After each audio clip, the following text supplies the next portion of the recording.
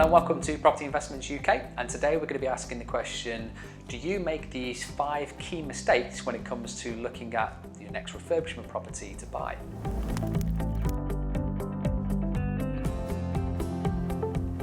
So the first thing to consider when you're looking at potentially rundown refurbishment type projects is the property mortgageable? Now, not all properties are going to be in a mortgageable state when you come to purchase them, especially if you're looking at refurbishment properties. Very often the kitchen or the bathroom may even be missing in some properties, or it may be to such a standard that it's not usable and not livable in its current state. That property you can still purchase cash. You can use alternate methods of financing to buy the property, either joint ventures or bridging finance maybe to purchase it, but it might not be mortgageable on standard high street mortgages. So one thing I'd recommend is by speaking to your mortgage broker, get an understanding of the requirements of the lender that you're looking to use finance with to buy your next property, if you're using mortgage finance. And then you can easily understand on any of the projects that you go to consider, if it's in a mortgageable state, the condition, and when you're going to view the property, if it matches those requirements for that lender.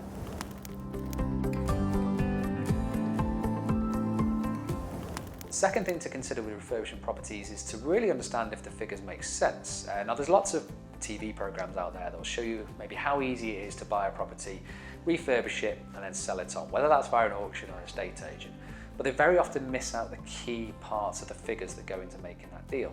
Just because you can buy a property for 80,000, spend 10,000 on a refurbishment and then sell it for 100,000 doesn't necessarily mean there's 10,000 pounds worth of profit in there. There's other things to consider on that property deal. So it's important to understand if the figures make sense, not just from a very simplistic point of view, but also what happens on a worst case scenario, what happens on a best case scenario, not just for the resale, but also for the refurbishment and other costs that comes into it. So make sure you have a very good understanding of whether those figures work for any particular property deals that you're looking at, and then not just take the refurb costs at face value.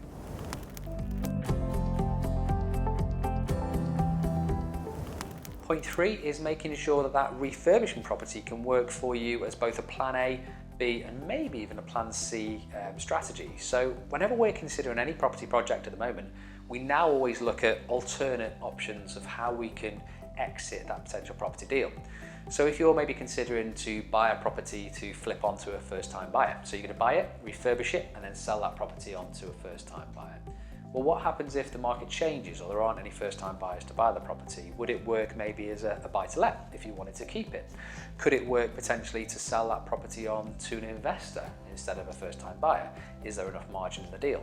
It's important to make sure you have a couple of different options, a couple of different exit strategies when you're considering any refurbishment project, so that you're not stuck at the end of the development.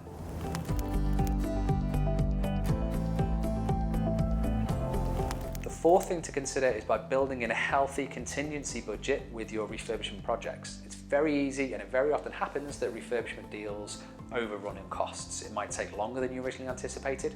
There might be more work than you originally thought. As an example, we're currently doing a refurbishment project at the moment. Once we've stripped everything out, we realised that there's going to be replastering required on some of the rooms. There's also going to be extra level of work required from an electrical viewpoint. All of these things start to kind of add up, as well as additional kind of bits here and there. So it's important to have a healthy contingency budget that will cover you if refurbishment costs do start to spiral, and that you then aren't really struggling or in a position where the property deal no longer makes sense. It's important to keep a tight rein on those refurbishment costs, but also have that budget there, or a contingency budget there, just in case. On property refurbishments now, we typically have a contingency budget of around 10 to 15%, just as a little bit of an allowance to cover extra costs. So if our refurbishment is going to be £10,000, we usually make sure we've got an extra £1,500 or so to cover any particular or any incidentals that might crop up during that refurb.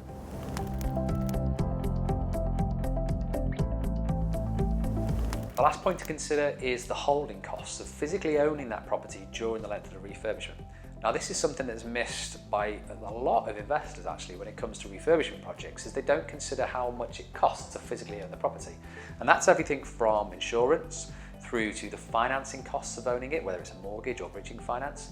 Also things like council tax, if you're maybe paying council tax on an empty property, which in some areas you would do.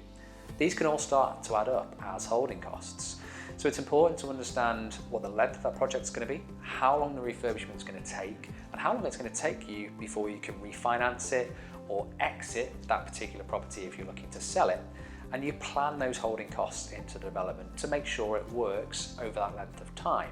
Because if you ignore those holding costs, what you originally thought might be 5, 10, 20% profit on the deal, whatever you're kind of targeting, may end up being a lot less than you'd originally anticipated.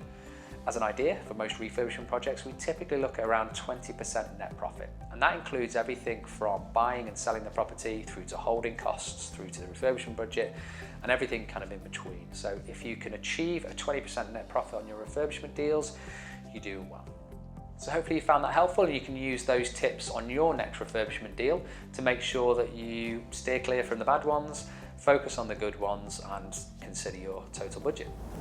Thank you for watching this video. If you like this content and you'd like to join our free online property training course, we've got a link for it on this page. And in there we cover a range of different property strategies to help you get started, either building a long-term property portfolio or creating a cash-flowing property business. We also look at ways to increase your return on investment with any of the properties you're maybe considering. And we also have a couple of cheat sheets and downloadable documents in there as well. Simply click on the link to join the free training course today.